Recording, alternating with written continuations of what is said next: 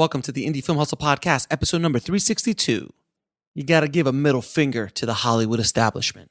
Chris Gore. Broadcasting from the back alley in Hollywood, it's the Indie Film Hustle Podcast, where we show you how to survive and thrive as an indie filmmaker in the jungles of the film biz. And here's your host, Alex Ferrari. Welcome, my Indie Film Hustlers, to another episode of the Indie Film Hustle Podcast. I am your humble host, Alex Ferrari. Today's show is sponsored by Full-Time Filmmaker. Now, Full-Time Filmmaker is easily one of the craziest online film schools I've ever seen. It has over 40 hours of stuff, and it is amazing. Whether you're just starting out or you've been a filmmaker for a long time, this course really covers a lot. It goes into all the equipment you should buy, the technical aspects of things, the creative aspects, as well as editing. So he has a full course on Premiere Pro, on Final Cut X, and then also goes really deep into the business of how to make money, steps to making money, sources of revenue, how much you should charge, all of this kind of stuff. It's really about building a business as a filmmaker, shooting a lot of different projects and making a business so you can actually then go after making feature films, television series, or whatever else creatively you want. You can actually make a living doing this. It's pretty amazing. So if you want to check out this course, head over to filmtrepreneur.com/FTF. That's filmtrepreneur.com/FTF. The show is also sponsored by my new book, Rise of the Filmtrepreneur: How to Turn Your Independent Film into a Money-Making Business. In it, I discuss how to actually create the filmtrepreneur model and how to make money with your film or films and do it again and again so you can actually build a successful career and business. So if you want to pre-order the book, head over to filmbizbook.com. That's filmbizbook.com. Now, guys, today on the show, I have a very special treat for you. You know, before the internet, before so much information was available about indie film and all the things that we take for granted today, there was a time where that wasn't around.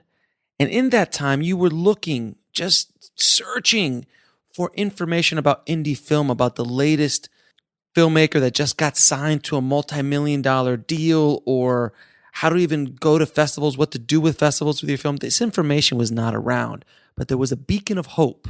And it started with a little magazine called Film Threat. And Film Threat's been around since the 80s. And they've been a champion for independent filmmakers ever since then. Now, the magazine and now website was founded by Chris Gore. And Chris is a very legendary figure in the independent film space. He wrote the definitive film festival guide, Chris Gore's Ultimate Film Festival Survival Guide, the essential companion for filmmakers and festival-goers. And he was also a member of the cast of the long-running show talking about not only film, but geek culture in general, Attack of the Show, from the TV channel G4.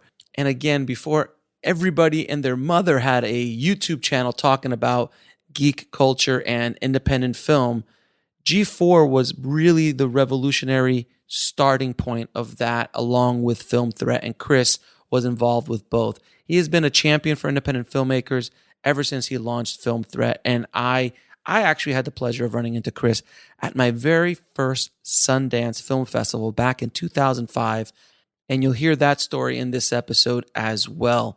I wanted Chris on the show not only because, I've been a fan of his and what he's been doing for independent filmmakers for all these years, but he also has a brand new documentary that he's putting together called Attack of the Doc. Now, if you guys were fans of Attack of the Show, he's putting a whole documentary about the whole show, interviewing everybody, including the original hosts and all the people from behind the scenes and everybody involved with the show. And I was a big, big fan of the show back in the day. And Chris actually launched a Kickstarter campaign to get this documentary off the ground. And boy, has it ever. It has gone, I think almost double, if not almost triple what he was originally asking for. And we need more help to get this documentary off the ground. But we'll talk about that as well in the show. But if you want to just know about independent film, what it was like to be in the glorious 90s when all of these filmmakers were up and launching, Tarantino, Robert Rodriguez, Kevin Smith, Richard Linklater, all these guys, Chris was able to not only be in the room, but talk to these filmmakers at the beginning of their careers and throughout their careers as well. And he is just a wealth of information about independent film and the independent film scene. So without any further ado, please enjoy our epic conversation with Chris Gore. I'd like to welcome to the show the legendary Chris Gore. Thank you so much, sir, for being on the show, sir. Wow, I don't get introduced often as legendary, so thank you for that. Well, like Alex. I was saying, like we were saying off air, you and I are of similar vintages, so we've walked over the same dead bodies at Sundance many a day. Like a fine bourbon. That's what we're like. Yeah, exactly. We've been through all that. Oh, we got the shrapnel without question. Oh, yeah. We got some shrapnel in this business For sure. So I met you once. You don't remember, I'm sure, but I met you once in 2006 at the Mexican Cantina in the Slam Dance building, in the Slam Dance Hotel. I remember that. That was fun. Usually where they have an open bar. Right, exactly. So it was that time, and I was just starting out. Like it was like 2005, 2006, and I remember meeting you for a minute, and you're like, "Hey, how you doing, man?" That was it. It was like, real quick. It was people were going crazy. They were all around you and stuff. But I never forgot that, and I've always been a big fan of Film Threat, which is a company that you started. So I mean, we're going to talk for a bit. So, and I know we're going to get into this, and I know we could probably have a weekly show together. At this point, yeah. We've been. By the way, everyone listening, Chris and I have been talking for about an hour prior to the record button. We've been trying to solve some sound issues, which I hope it sounds good. But I mean, also just like our conversation, I'm like that we should have recorded that. It should have been good. Recorded it. Two film geeks just talking. All right. So how did you get in this whole world of independent filmmaking in the first place? Well, first of all, let's start it back at the beginning with the first issue of Film Threat, which came out on February 6th, 1985. Mm-hmm. And I was obsessed with the book Dune when I was in high school. I read it every year, loved that book. And then the movie came out. It was a colossal disappointment to me because I love David Lynch. I mean, David Lynch was an inspiration. He was one of the filmmakers I loved. I was fortunate enough to have parents who really were, encouraged reading and alternative media. I went to see a lot of world cinema. I grew up like watching a lot of world cinema as a kid. Mm-hmm. My mom would encourage me, like, go to the art house. Don't go see those movies at the mall, right? And I remember growing up sort of hating John Hughes movies. I know everybody loves them, but I think the only one I like was Ferris Bueller. Anyway, so that sort of like anger at the disappointment of Dune led to the first issue of Film Threat, which was started with a guy named Andre Seawood, who was my best friend at Wayne State University. We since parted ways, and I kind of took every issue of Film Threat just kind of got bigger than the last one. But really, my heart is in anything. I mean, it wasn't, back in 1985, independent film, that word wasn't used. No. Independent film was born, I believe, in 1989. Yes, so Sex Lies of Videotape. When the United States Film Festival changed its name to Sundance. Yep. When Sex Lies and Videotape played that festival, and it had already, the video rights were gone, but the theatrical rights were available. And then it went to Cannes, won the Palme d'Or, and I believe that 89 is the year indie film was born. And then filmmakers like Spike Lee, Jim Jarmusch, they were coming up there. They were considered art films, but really it was 89, I believe, is when independent film was born. And then from then, Film Threat covered anything that was considered cult alternative film. That was sort of where our focus was. But once that term was born, it was like, oh yeah, these are all indie movies. When you look at like the landscape, and just, we had such a great conversation before you started recording.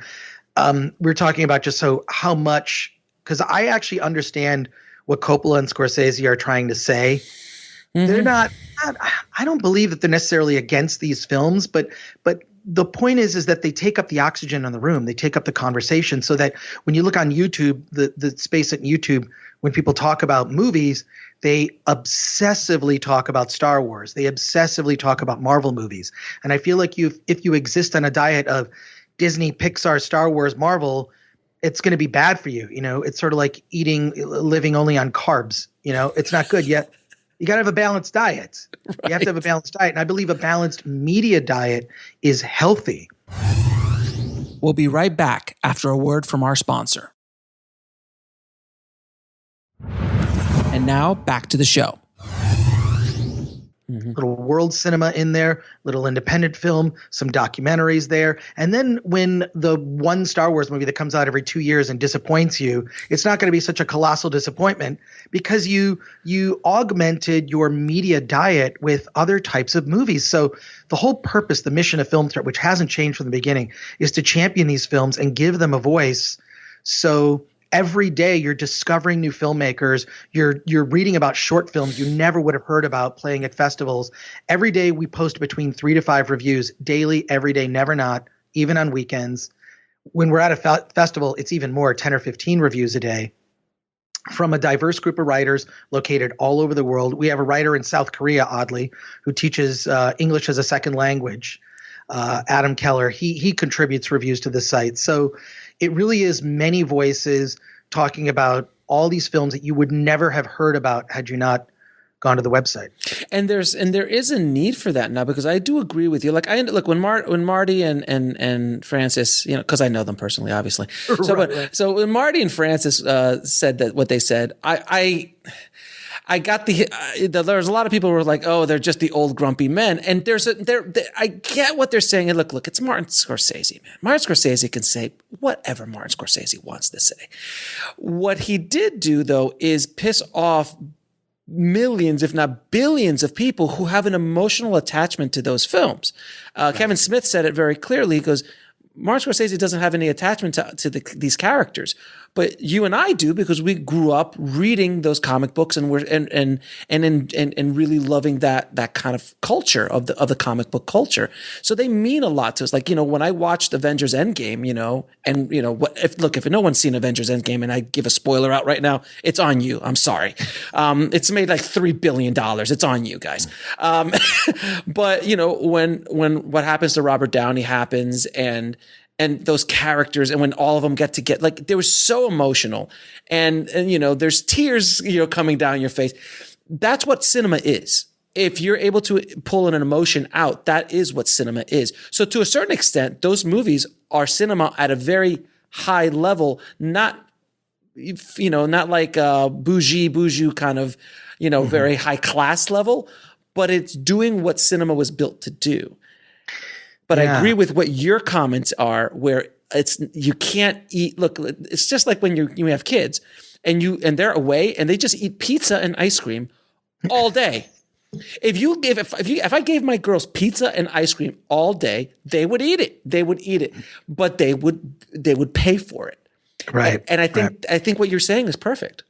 Well, I agree. And also, I think a lot of people forget that those Marvel characters, not just about the movies, this last decade of the Infinity Saga, it's the, legacy of these characters in groundbreaking comic books, also brought to life via animation. I, watch those old 60s cartoons, which are based on the original, like a lot of the original Jack Kirby art, with limited animation. You watch those now, they don't really move a lot. Not so much.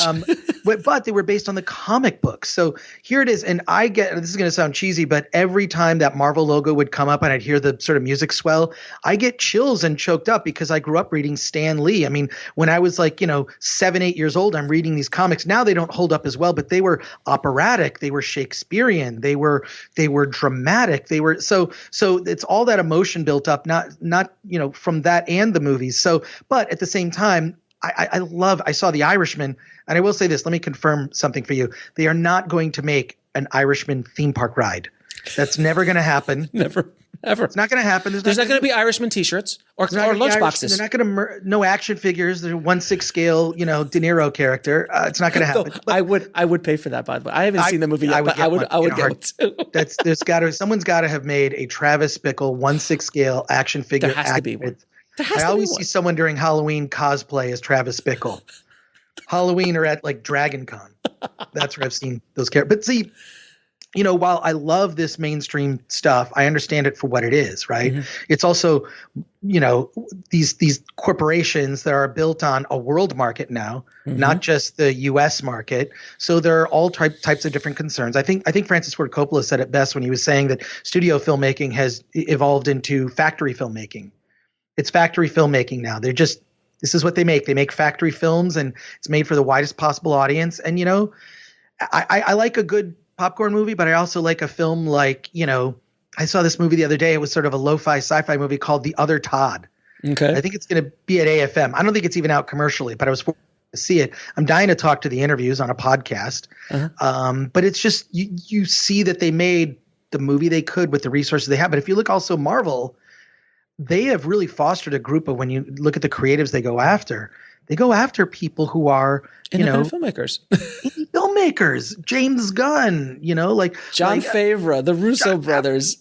They all came from indie film. They all had like movies at Slam Dance or something. You know what I mean? Like, so I that's what I think is great about Marvel. I think they've been the most successful of those entities. So I think Star Wars has had its share of problems. That's another conversation.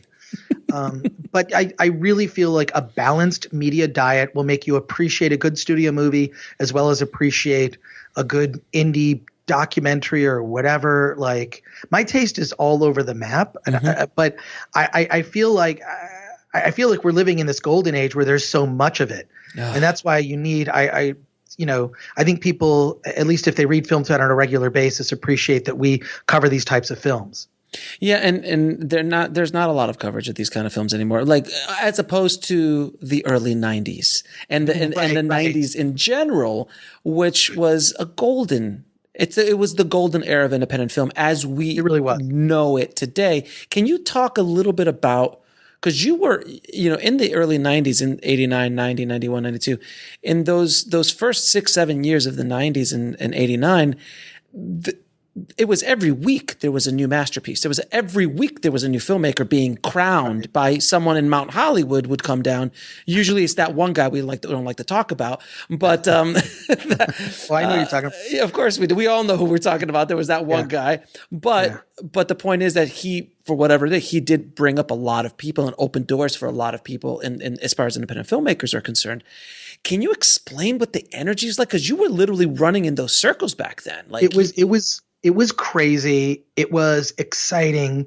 And we're doing, I'm actually doing a documentary about Film Threat called Film Threat Sucks. If you just go to YouTube, you can look up Film Threat Sucks trailer. There's a sizzle reel we put out there, which helped us get a deal to do a documentary. I'm a producer on it, but I'm not directing it. I'm not I handed over 100 hours of VHS footage, but it's amazing. We've been going through the old Film Threat archives because I saved everything. And at the time, those were letters.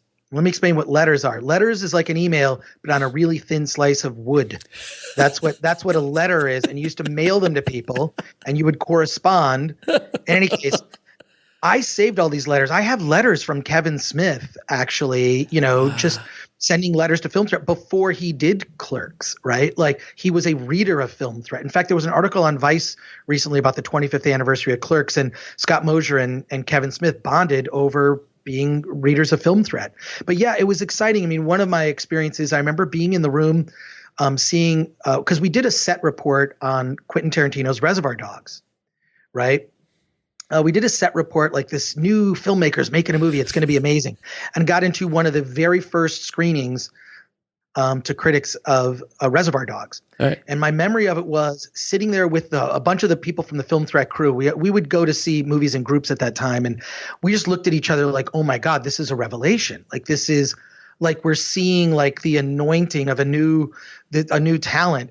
And then I looked over, and during the ear scene, the critic from Entertainment Weekly got up and walked out and was like horrified during that scene. Right. So, and it got kind of limited coverage in Entertainment Weekly. Of course, it wasn't till later. I feel like Film Threat's always been the pioneer and on the forefront, but you'd get no points for that.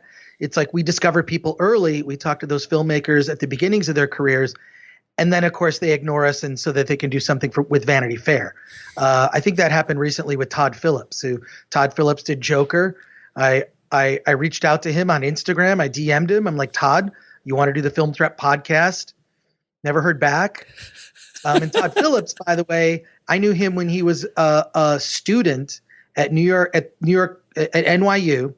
He ran the New York Underground Film Festival. He created it. Film Threat released 2 volumes of VHS tapes at the time of shorts from the New York Underground Film Festival. We'll be right back after a word from our sponsor. And now back to the show.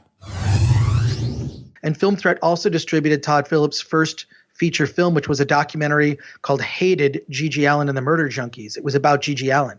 And during the making of that, I remember sitting there in an office with David E. Williams, who was the editor of Film Threat Video Guide, and we're working on the video sleeve for Todd Phillips' movie. What is this VHS video stuff you speak of? Exactly. I really don't understand. Well, that's right. It was on magnetic tape. And anyways, this is the 90s. This is before DVD. Of course. So and DVDs and DVDs are, I'm sorry. These are exactly. No, but like, I know. Look, dude. I'm just as guilty as anyone else. I can't tell you how many times I've rebought Star Wars. I had the laser disc, bro. I had the lasers. I had the VHSs. I mean, come on. Yeah. I kept the laser disc. I still have the Criterion Collection definitive.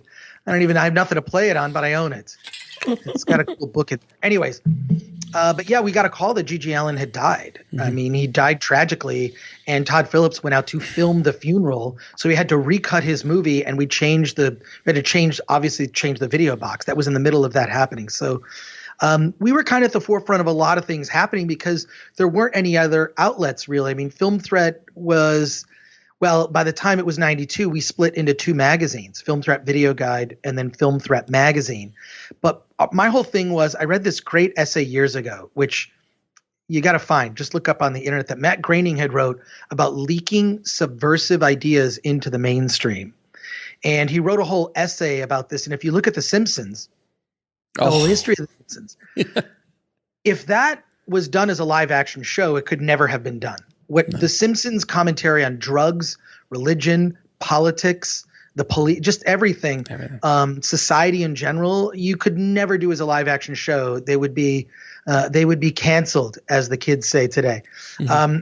But that was my whole thing with Film Threat is, okay, we're going to sort of give it a mainstream, candy coated shell, but then we're going to feed you underground filmmakers like Jörg Buttgereit from Germany, or, like Allison Anders, or, mm-hmm. Kevin Smith, or, these are the people that would be featured in Film Threat. And when you look now, I do think that, back to Scorsese and Coppola's comment, like the oxygen in the room is taken a little too much. I think that it's really incumbent upon, I don't have to tell you this at all, but other journalists in this space to go, do you only care about clicks? Do you care about clickbaity headlines? Do you only care about like outrage and triggering people? Mm-hmm. Is it just sort of a thing of like, there's a whole argument now, like Rey is the best Jedi. Who gives a shit? Who gives a crap? I have a daughter. I'm glad that there's a female Jedi. I question that even like when the early Star Wars movies, I'm like, are there no female Jedi? It just seems like Film Threat or Star Wars, a lot of different species, but not a lot of women in the galaxy, No, and they didn't have, and apparently they didn't have bras, according to Carrie Fisher back in the first one. I remember that. But it's just like, look, these are stupid arguments. These are just like, you can there's some Star Wars movies I like more than others. You can pick them apart. But if that's all you're spending your time on and spinning your wheels, you're missing out on hundreds, if not thousands, of incredible independent films and experiences. And my whole thing, there's been a controversy lately about white male critics, right? White male critics and whatnot. And I think the best thing that we can do is constantly seek out diverse voices to talk about film. Mm-hmm. But the whole point of a movie is so that you can empathize with someone who isn't you, so that I can empathize with someone who is not my same gender or my same ethnicity, or even maybe a spork, right? You can, the whole spork. I empathize with the spork. I empathize with the spork, or someone who's not your same sexuality, right? Like who doesn't share your same sexuality. The whole point, and this is why I love going to Sundance or film festivals that champion these films and this diverse group of filmmakers, and always have. I talked to a friend, a journalist recently, I won't name, who was complaining that Sundance has become so woke lately. I'm like, how long have you been going to Sundance? It was always woke. Just we didn't use that word. It's just whatever. Maybe we overuse these words in a divisive way when really it should be about experiencing the world through someone else's eyes. And I think once you have the opportunity to do that, you're forever changed, as I have been by so many of the films that I have seen at Sundance and Slamdance and South by Southwest and Tribeca and Toronto and AFI and so many of the festivals that I've been honored to be a part of and have that opportunity. I know you as well. So I really think that a diverse media diet in film will just be eye-opening to so much more that you could see. Now I want to talk about that was rant. Sorry about that. It's fine. It's fine. I can't drop this mic. But that's if I could mic drop this mic. Can I tip it over? You could. No, don't tip it over, please, for the sound, sir. For the sound. I want to talk to you about there's an 800-pound gorilla in the room that we always talk about in film in the film festival world. And you wrote an amazing book called The Ultimate Film Festival Survival Guide, when there was no internet, really, and there was no other information about film festivals. Like, this was the definitive guide to dealing with film festivals and doing all that stuff. You know, you've been going to Sundance since arguably the very beginning. I've been going to Sundance for probably since 2005. I think was my first one. So I've been there. First was 96, but I sent other people from Film Thread to cover it.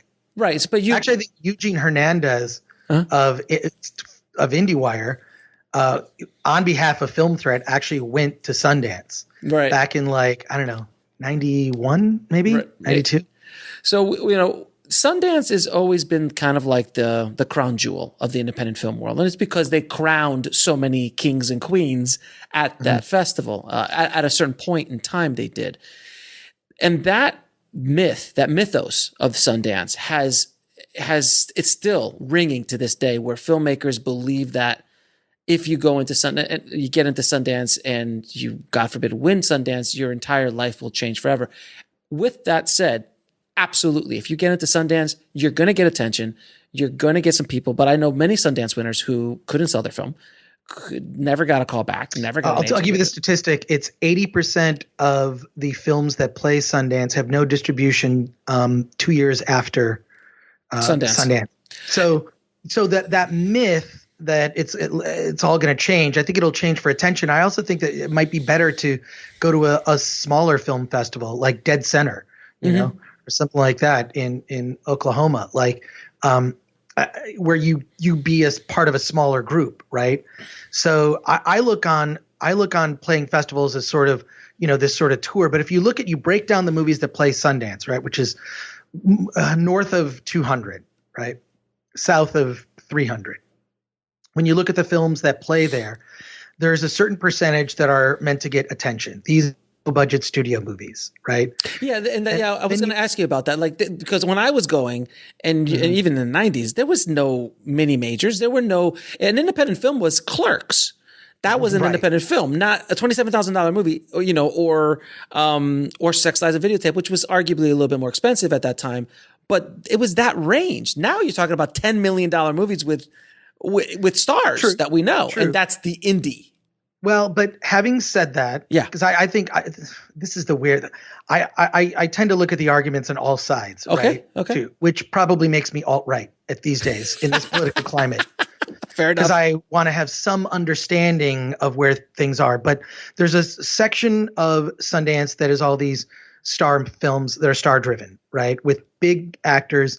And a lot of what I'll say is sometimes Sundance feels like a wrestling match where the results of the wrestling match are, determined before the match begins. Meaning a lot of films will go to Sundance, they already have distribution, and it's really about sort of kicking off a premiere. So it's a movie that is going to be on HBO in a month anyways, right? Or on Netflix or on Amazon. Or Netflix. Like And you know what? That's okay. Because those movies that have these big stars attract the world media, so that a new filmmaker who just made a movie with nothing has the chance to get some some attention in the midst of all of that. So there still exists this desire to champion new up-and-coming filmmakers, the person who sold his collection to finance a film, Kevin Smith, with Clerks. And that, you know what I mean? That still exists. But the thing that gets, and this is where I'll go back to the lazy media. The media is just lazy. They are the ones that only pay attention to those big films that are coming to Netflix or coming, we're talking about filmmakers that can't afford a publicist. We'll be right back after a word from our sponsor. And now back to the show. Right? Which is why in my book, I actually tell you, like, here's DIY publicity. And I would argue, looking back, because people have asked, are you going to rewrite it? And I look at the core information of the book, it hasn't changed. The mediums have changed, now you can do a Snapchat. But I once argued with an indie filmmaker once, I said, you can play the festival circuit, or you could take your 80-minute feature film, divide it up into 2-minute segments, release your movie as an app, and more people might see it. Radical, I know, but I feel like you have to be creatively radical, because if you look at indie film, to me, is on the forefront always of new ways of selling. And even if you look at the way that studios sell their movies, they're using underground and guerrilla marketing techniques to market in big budget studio films, especially if you go to something like San Diego Comic-Con, which is this big pop culture event that I've gone to that's also kind of, experienced the same problems as Sundance. And that problem is both Sundance and San Diego Comic-Con are victims of their own success. So no question. I think that exactly. But as a filmmaker, you have to try for that, but you always have to have a plan B, because that you got to have a plan B of like, you just have to assume you're not going to get in, but there's no reason not to try. I mean, people win the lottery, right? So submit to Sundance, Toronto, South by, you know the drill, and then submit to these smaller B festivals. You might not, or just take the pathway of locking in your distribution. If you reach certain creative benchmarks, you can, and you're able to backwards engineer. I co-wrote and produced a film years ago called My Big Fat Independent Movie, and I just looked at like, well, what movies in that space? It's a dumb spoof parody film.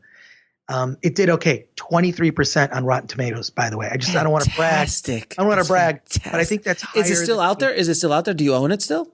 I got the rights back, and at some point there'll be a digital release. Oh, you haven't released it digitally yet? Not digitally, but it is. You can find it. Look, you can find it used on DVD on Amazon for like $2. Right. But you're going to do it. But you're going to do a digital release on it. We're going to do a digital release just so we can bring it to HD. Right. Okay. Sure. So, but like, I just sort of backwards engineered, like, well, what do people in the space pay for this movie at this level? What are the kind of actors that we need to have in it? And we had like Paget Brewster, Clint Howard, Bob Odenkirk has a bit part in it. Like, I sort of backwards engineered what these movies make, and then so how much I should spend on the budget. That was amazing. It's amazing. Like, you thought this way. This is revolutionary. It's basic business sense. Yeah. I think it's because I've always been somewhat entrepreneurial with launching Film Threat when I was effectively a kid, a teenager, just like I came from a pretty poor family back in Detroit. My parents got divorced and I was young. I never knew that we were poor until I got to high school, and I'm like, what's with this ski club? And I think I might have had like 2 pairs of pants, at the time. But like I don't know, I didn't care. I feel like, and you're a father, I'm a father. I feel like when children are loved, money, it doesn't matter. It doesn't. If there's love in that family, you figure everything else out. Everything else out. But I was so frustrated by I wanted to go to USC because my hero George Lucas, bring it back to Star Wars. I wanted to go to USC and I could not afford to go to USC at all. It was not an option for me. And I remember visiting my uncle in California and begging my mother to take me to the campus of USC. I walked into the campus bookstore. I bought a copy of every book I could. It was a huge stack. Spent $200 on books, and then I wrote down the titles of every film and every book and every author, and I read every single one of the books that the kids who went to USC film program. I read all those books. And then in my film class, which was at Wayne State University, basically a commuter college, I typed out a list. It's a 2-page list of here's all the books that the kids at USC read. We should read these books. I mean, I was so annoying in college. Not that that's changed. I know I can be an irritant. Oh, but, I was too, my friend. Okay. You know, young, dumb, and there you go. Passionate. Yeah. So, but I read all those books and I was just obsessed with like, well, I'm going to get the same education. And then, you know, look, I'm a college dropout who wrote a book that some colleges force you to read, you know, AFI, USC, UCLA. I do speaking engagements there every once in a while. And I'll point out that like you're paying for this education. I'm here speaking in front of you and I'm a dropout because I looked at the money I was spending. Is just a clear choice for me. The money I was spending to go to college because I was working 3 jobs. I still had newspaper routes when I was in college. What is this newspaper you speak of? Yeah, exactly. That's another thing. And I was like, I can just read these books. I don't need to regurgitate to a professor to prove to this professor that I had read the book. I can just read the book on my own. And then I started reading books about like how to publish a magazine. I read a book about marketing which is in a new edition, which I highly recommend, called Marketing Warfare. And it's a history of marketing, and I read this when I was like 20 years old. You know, like these were in the wheel. Well, it's like if I'm going to do a magazine, I need to know how to market things. If I'm going to make movies, I need to know how to market. Marketing Warfare, it's the history of rivalries in marketing. Oh. Burger King, McDonald's, Coke, Pepsi, why some brands actively choose to be a second or third in the space because they can be more profitable in certain senses. So it's a fascinating book that walks you through the history of marketing these various companies. And then I also read books, Ogilvy and Mather. George Ogilvy wrote a book about advertising, Confessions of an Ad Man, which is a great book. There's so much information there on fonts. I know. One day I would love to design a font. But, you know, concepts of font usage, I was obsessed with stuff like that when it came to print. So I feel like, you know, and look, it's Quentin Tarantino, he dropped out when he was, not that I'm comparing myself to him, but there's no correct pathway to being successful in entertainment. No. Medium. There are people who went to film school and did that route and, you know, have advantages with money, and there are those that take other pathways. Spielberg didn't get it. Tarantino, you know, Tarantino dropped out of school when he was in 8th grade. Yeah, well, I mean, he's a special case. He's an outlier without question. He's an outlier. But you know, we're the only business that there is no clear path ever. There really isn't. Yeah. I mean, there's certain, like if you want to be an agent or you want to be a manager, you know, you want to do TV, if you're able to get into one of those programs, maybe if you work it up the way, but those kind of have fallen apart. They're not as big as they used to be, those kind of mentorship, you know, they used to be, that was the only way. But nowadays with the technology changing, look, you know, this is what I tell people all the time. The world is changing so rapidly. Our business, what was true 6 months ago, is no longer true now in distribution, in the cameras we're using, and how we're like, there's so much radical change that by the time you're like, okay, I got it, you're gone. It's already moved by the point. Like, you know what? I think I got this whole 4K thing down. I'm like, that's fine. They're shooting 10K now. Do we need to shoot 10K? That's a whole other conversation. But, cause you know, if you shoot 10K, the same camera they shot Guardians of the Galaxy with, it's going to make your film a lot better, regardless of story. But you know, so things are changing so rapidly that you can't just look at what's going on now. You have to look and think about what's coming around the corner. And like just on distribution side, you know, because you and I both have a friend in common, Linda from Indie Rights. You know, I've learned volumes from her because I've seen numbers and they're like, and I've seen it in my own work and I've seen it in other filmmakers, that TVOD is pretty much dead. You know, transactional video on demand is pretty much dead for independent filmmakers unless you can drive tremendous amounts of traffic to those areas. Now it's SVOD and AVOD. 2 years ago when I released my first independent film, I made a lot of money on TVOD. I know guys who made $3 million off their first movie with a dedicated audience on TVOD. But now that's gone. And now people are like, and I hear them, I consult them all the time. They're just like, oh, I think we're going to go to iTunes. Why? Like, so that's what I'm just my point, that things are changing. So there is no path. Right. It has to be, you have to pick your own path. And you have to build your own audience. I think that's important with this. Part of the reason I was coming on here was to talk about this Kickstarter that I have going on currently that ends November 12th. And part of what we're doing with that is building audience so that when the film does come out, right, we'll actually have an audience that wants to sit, that may have just heard about it. I think it will help us in the space in terms of distribution. So yeah, I've got a Kickstarter. It's for a film that I want to make called Attack of the Dock. We'll be right back after a word from our sponsor. And now back to the show. And Attack of the Dock is about this television show called Attack of the Show on this network G4 that was huge, really dominated the nerd space from 2005 to 2013. And the show went away, yet, I'm still going to conventions and people are still asking me, whatever happened to Attack of the Show? What happened to this show?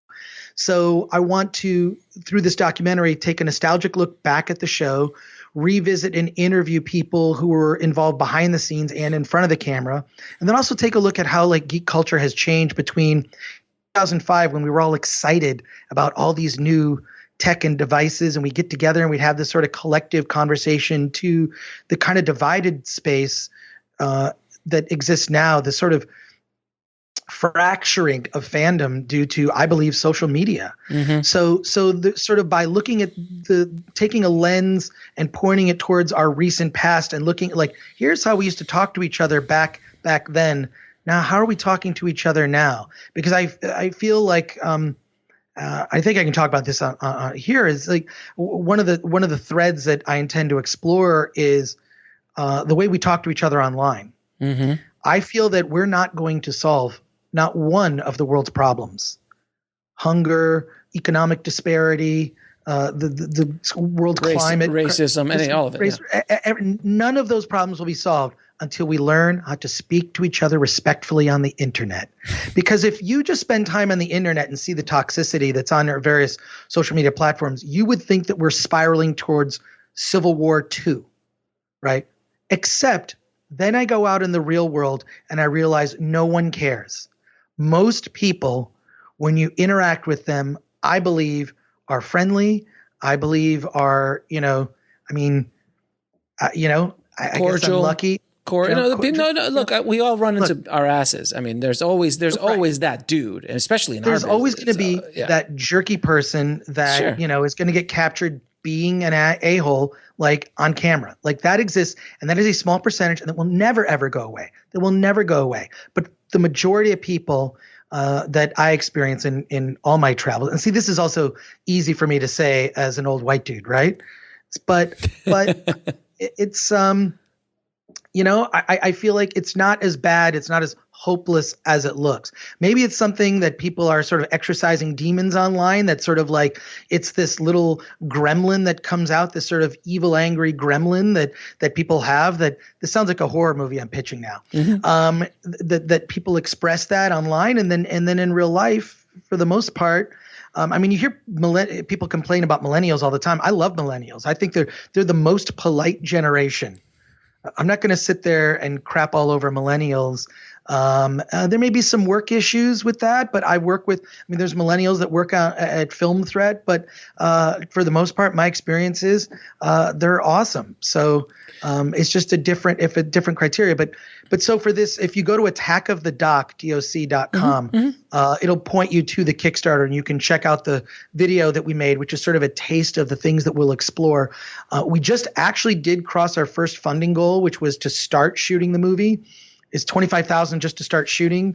We want to reach a next milestone. We'll release the movie on Blu-ray hard copies, which was only because everyone demanded that we do it. There's so many backers were saying, how come there's no Blu-ray? It's people still I buy Blu-ray, I know, but I've never considered myself a traditional consumer. Sure. Right? Sure. I'm not normal in a number of ways, but also will give us a budget to be able to travel, take the production on the road. There are going to be a lot of legal hurdles to overcome, But we're just looking to make those stretch goals. I know you know a lot about Kickstarter campaigns. I'll just tell you the one thing I've learned is that the way to have a successful Kickstarter is to first have an unsuccessful Kickstarter. Yes. It's like market research. So I launched this campaign summer of last year, which I realized was the biggest mistake I could have made was the timing. Never launch a Kickstarter in summer. People are not on the internet as much. They've got other concerns. Make sure your average, the bullet point, what I learned, correct me if I'm wrong, your average backer donation is going to be around $40. That's going to be average. About that, because that's what people are willing to part with. And if I never see anything, fine. And so I learned that. And then having an unsuccessful campaign gives you market research to readjust the campaign to make it a successful campaign. So that's what we did in the second incarnation. We had all of our ducks in a row. We had campaign assets out for social media going weeks out into the campaign that we would roll out little by little. So there'd be original material. And then we would create benchmarks for our backers and we would incentivize them, helping to promote the campaign. I make sure that when someone backs it, they get private message from me immediately. If not, well, I don't know. I haven't been on. I got to check my phone. But I think one of the hardest things I've learned about doing a crowdfunding campaign is this. It's like asking everyone you know, how much money do you like me? So, I mean, it is because it's brutal. It's brutal. I hate it. I hate doing them. Oh, it's just when I say I hate it, I love engaging with fans. Sure. That I love doing. But it is the energy that it takes to keep the stress. Does someone like me? Does someone like me enough to get me to where I need to be? It's the crowdfunding, again, if we're talking about crowdfunding 7 years ago, it's a different ballgame. But now how I get hit up daily. Hey, support my crowdfund, and they don't know who I am. I don't know who they are. And they're just shotgunning it. And it's just brutal. People are just so fatigued of it, especially filmmakers. Friends of filmmakers are abused at this point. But I've contributed to quite a few. I've contributed to about 50. I backed 50 things. I'm selective. I'll back some tech projects. There's a movie that I backed 2 years ago that's a remake of one of my favorite 1950s exploitation movies, The Head That Wouldn't Die, or The Brain That Wouldn't Die. Oh, I remember that movie. Yes. So some filmmakers have remade it, and it's now going to hit the festival circuit. I'm really happy for them. I gave them some money. So I back campaigns myself. But you're right. It is a constant. I will say that the best and most effective way is a direct ask, directly asking people really, we're just trying to get to a milestone where we can. And the other lesson I will say that I've learned is postage is way more expensive now than it used to be. So I limited the number of physical rewards that we're giving away. It's a very limited number of physical rewards. So I did that. It's mostly digital rewards is what we're doing. It's very smart. It's very smart to do it that way. Yeah, even if it's like a video of you doing a call out or doing an interview with someone for 5 minutes or talking that's a value, and it's easy to do. And what we're doing is if you go to attackofthedoc.com, the campaign ends November 12th. I hope that you jump in. Even I tell people, if people are, a couple misnomers about Kickstarter is they don't charge you the money. You're not being charged money. Yeah. You can back it today. You won't be charged until, it's actually be November 13th because it's November 12th at midnight Pacific time is when the campaign ends. But people, you're not going to be backed. So I hear the excuse, I'll wait until payday, but I'm going to forget. The other thing is that if you back the campaign just for $1, which I do sometimes I'll just back a campaign for $1 because then I get updates about the movie just for $1. It's just $1, right? And what we've been doing with the backers is we have backers only videos. So we'll send an update to backers, and this is a video that's a private link that only backers can see. And this is how we're going to continue the project. The way we'll be doing it, which I've talked to, I've a lot of friends who are documentary filmmakers, part of my focus with the Film Threat podcast, which is not like anything like what you're doing. But I interview a lot of filmmakers and doc filmmakers in particular, but the method that we're going about to do this documentary is I'm interviewing everyone involved in the show. And I've been in a lot of documentaries myself, a lot. Mm-hmm. They'll interview me for 30 to 60 minutes, and I'm in the documentary for 2 minutes. If you're lucky. If I'm lucky, which is fine. Which is fine. I respect the choices of the filmmaker. And I thought, like, wouldn't it be interesting if all the people that contributed to this crowdfunding campaign, we would interview people from the show that are really interesting. Sometimes they're not the stars and the talent that were on camera. We'll interview people, we'll film all of it, and we'll release the audio of that interview as a podcast only for backers. Awesome. So you'll be able to hear the 30-minute, 60-minute interview with one of the editors or producers on the show. Awesome. We'll be right back after a word from our sponsor. And now back to the show. They might get used, or maybe they won't be used, right? So if we reach but one of the things I put as our highest milestone, it's being really difficult to get there. Our highest milestone, if we get it, what I'm plan to do is release. I don't know any filmmakers ever done this. We want to release all of the footage used to make the documentary onto a cloud drive so that backers could go and recut their own version of the documentary. I've heard of it. Yeah. I mean, I know like similar things that Trent Reznor has in his music has released tracks where he'll split the tracks so you can mix your own version of his songs, which I think is great. So because the viewers that used to watch Attack of the Show were so creative, I mean, they called it the viewer army, right? There was this viewer army that something would happen on the show, and within hours there'd be memes and crazy stuff and people communicating that sense of community that I don't believe exists. I really feel that fandom is fractured from all of this divisiveness that's permeated the culture, and I have tried to inoculate myself and be immune to it, but it's difficult. It's just ubiquitous. It affects a lot of things. I'll tell you. I mean, for everyone listening, I used to watch Attack of the Show constantly. I mean, I was addicted to that show. I love the show.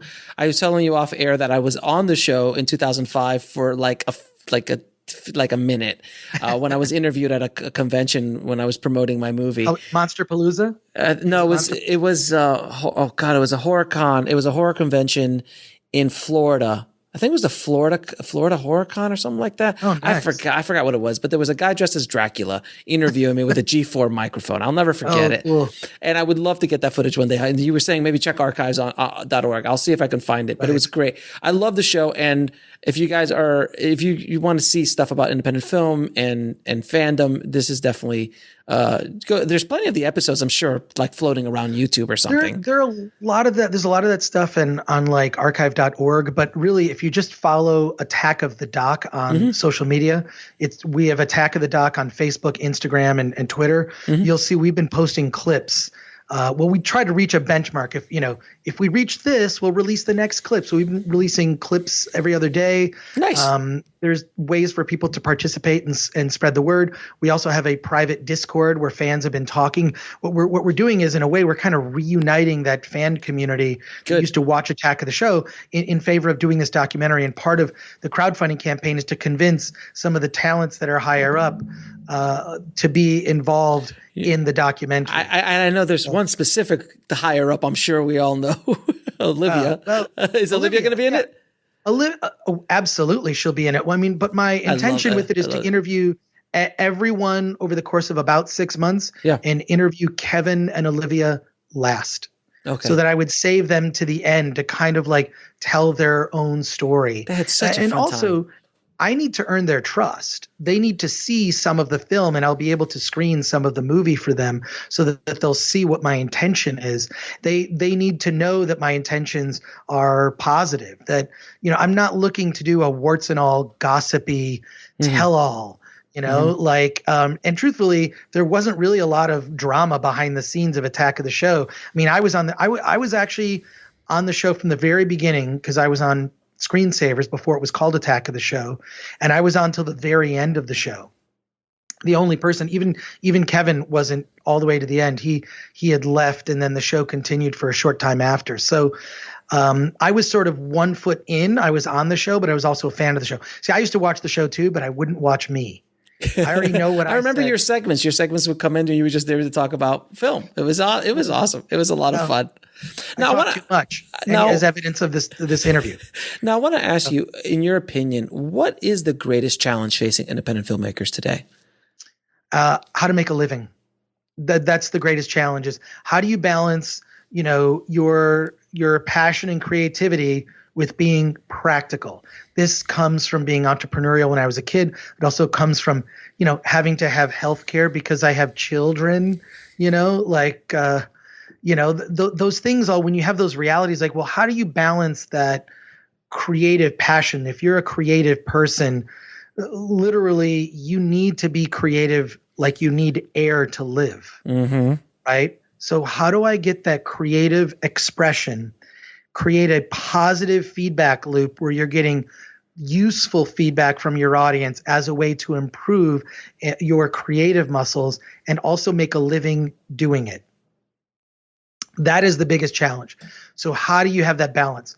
For some people, myself, I've usually been fortunate enough to have a job that was not a big time commitment, right? So I'd have a side job working on other projects, and that side job would be a thing that would, be my main source of income, but I'd only spend 10, maybe 20 hours a week on it.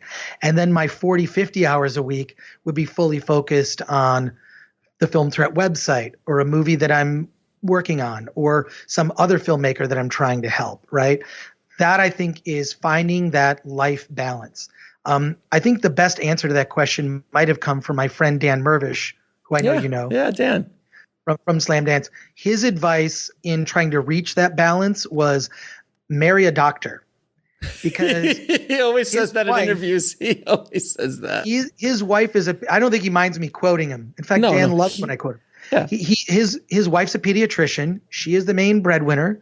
He can go off and go on. Not that Dan also doesn't make money. Yeah.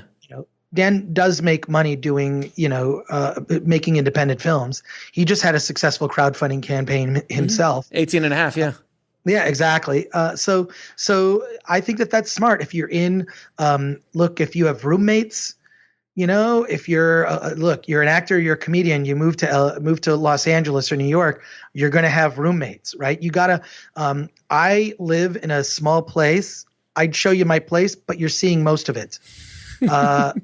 I have learned to live below my means, right? Amen. So I don't have extravagant taste. I mean, God, this sounds weird. Like I know people, I have friends of mine who are foodies.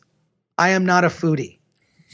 It has driven, it's driven everyone I've been involved in a relationship with crazy to that. Like, I'm just not a foodie. I don't really care about food.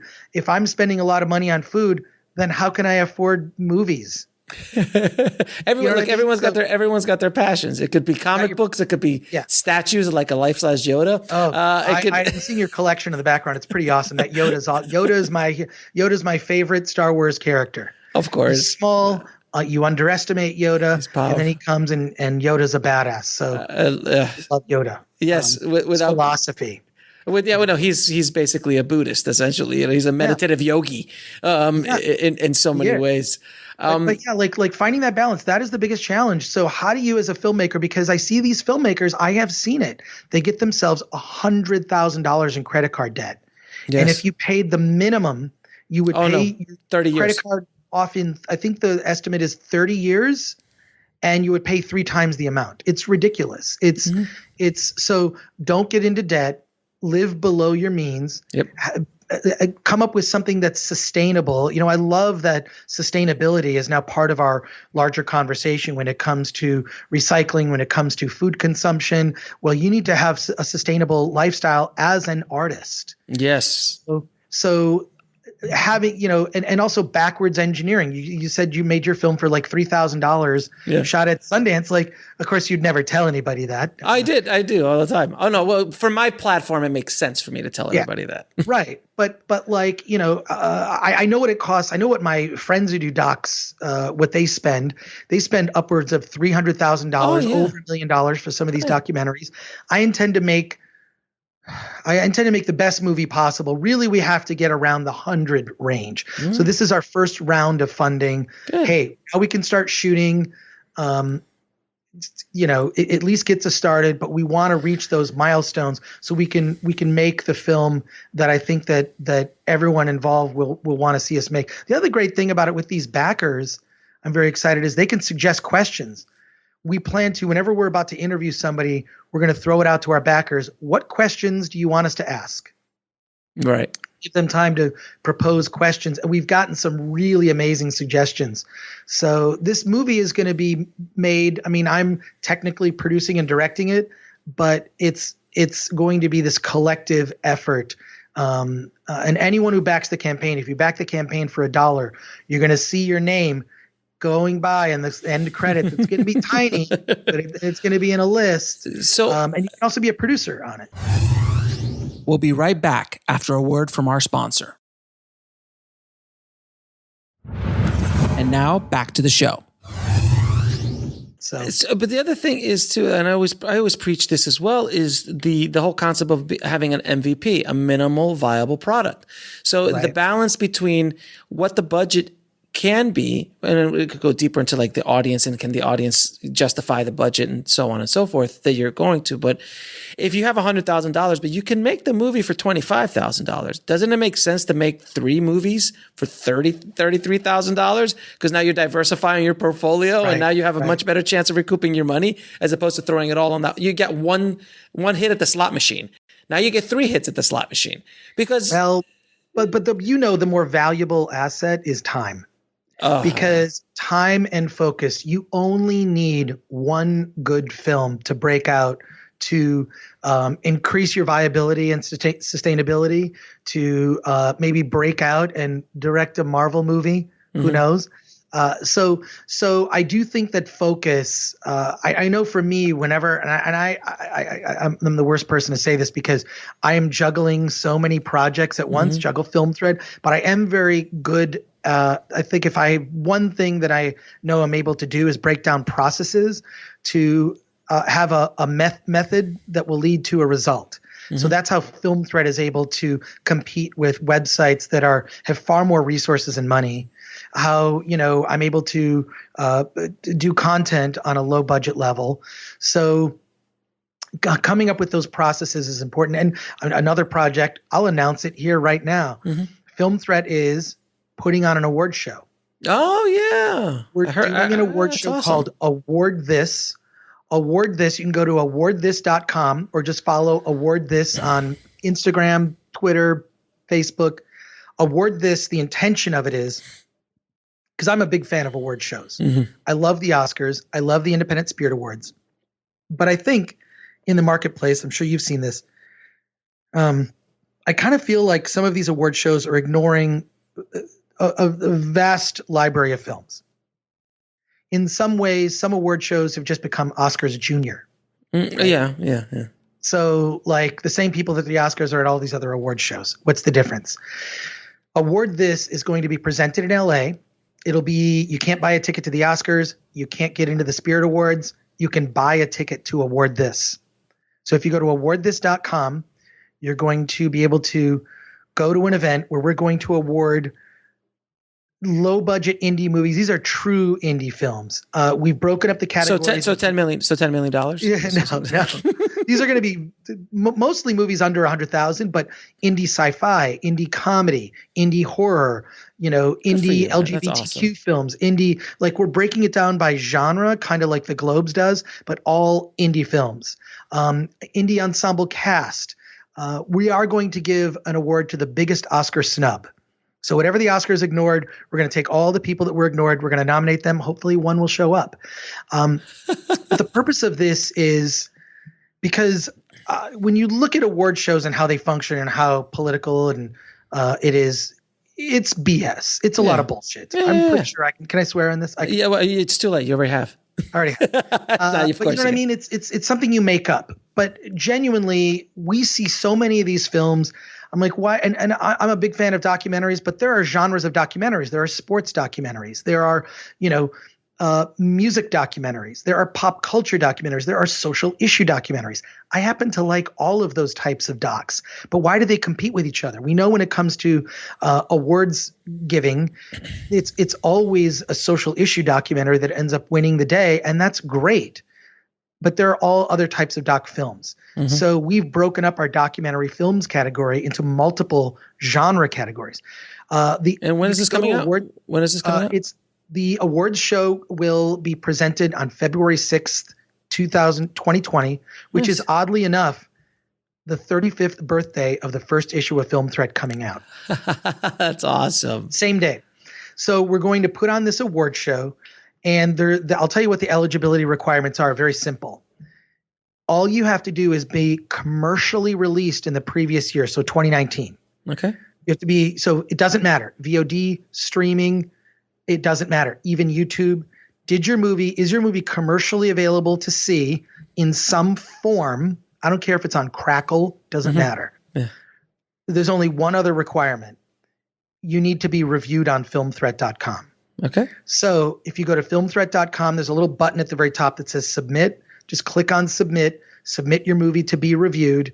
And once you get a review on filmthreat.com, you're commercially available, because when you play at a festival, you may not have distribution yet. It's not commercially available. We want to make sure that we're championing movies that people can actually see in some form. So February 6th is the date. Award This is the event. I hope that it grows as an event. So that's awesome, man. Yeah, so that's happening. So I hope that you'll mention it to some of your, course. Maybe on some other podcasts or what other episodes of your show. I'm excited because I've always wanted to do. I feel like there's just a whole group of films. Like and even my taste in indie movies is like I like trauma movies as much as I like a social issue documentary. Yeah. Lloyd Kaufman's a hero of mine, right? Sure. But Lloyd Kaufman's never going to win a Spirit Award.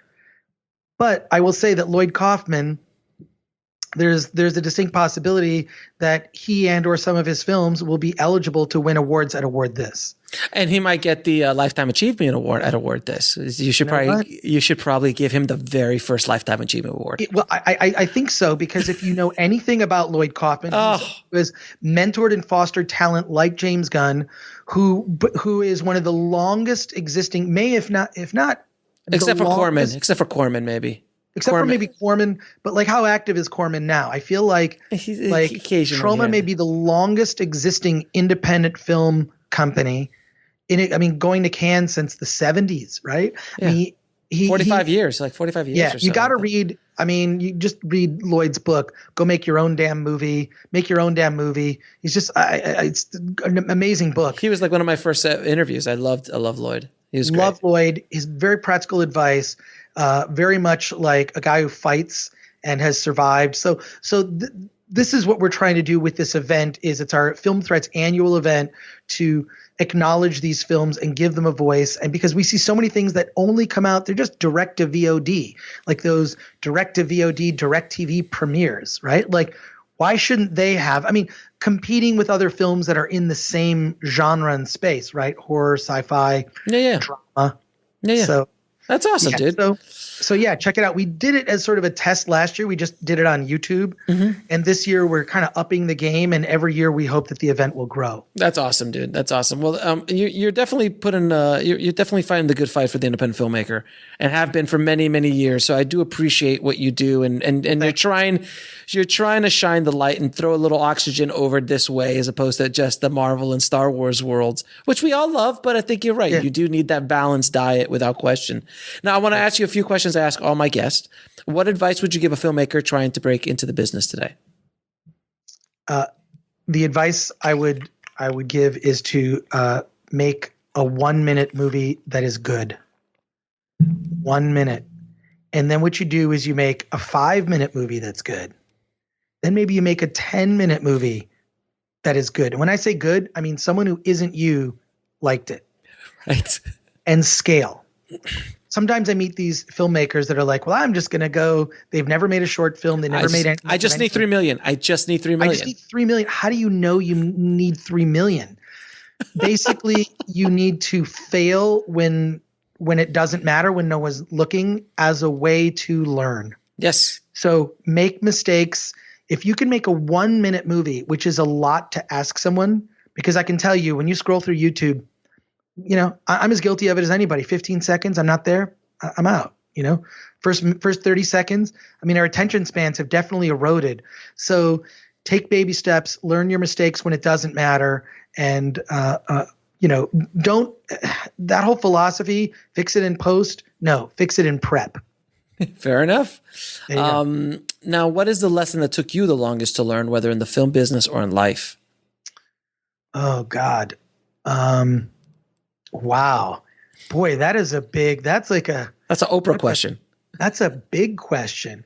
I think really what took me a while to kind of grasp was just to think strategically. And by that, I mean for good, not evil. Think strategically of like, well, why am I having this interaction with this person? For some, a lot of instances, I'm just out to make friends because I think when you met me, when we were at that party at the bar, I remember. We'll be right back after a word from our sponsor. And now back to the show. At Slam Dance, I'm just out to have fun and meet people. Yeah. And that's great. But I think that you need to think about, and by that I mean think about, well, what is this other person? What do they want, right? Is there a way for us to have something that's mutually beneficial? And I feel that the way I've been able to build Film Threat and these other things is I try to seek out people that have similar passions, similar goals, similar, just something where we're on the same page. We're on the same team.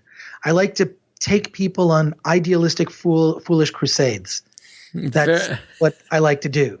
So anyone I'm involved with, whether it's someone I'm working with on an award show, if it's someone I'm working with on Film Thread, if it's our video team, it's all like we have this same passion. So I look for, and I also what I like to give is I like to make sure that the people that I'm hiring get something more out of it than money, because a lot of time there's not a lot of money.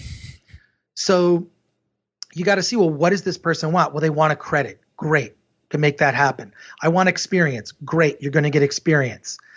Because when you look at, and this circles back to awards, when they ask people, do you want a raise, your typical 2% raise in the corporate world, or do you want to be acknowledged as the employee of the year?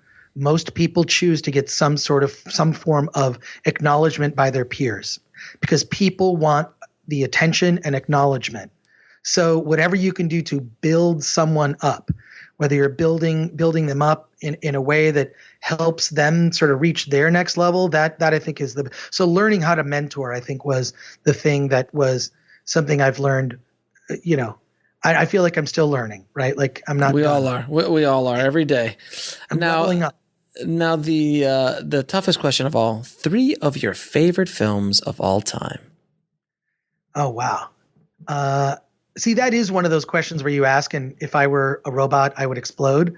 But a couple responses to that. One is Night of the Living Dead, the original 1968 George Romero film, because it's so iconic. He created the zombie movie genre, and then what he did was, because he created the rules, you die, you rise from the dead, you can only die by getting shot in the head, right?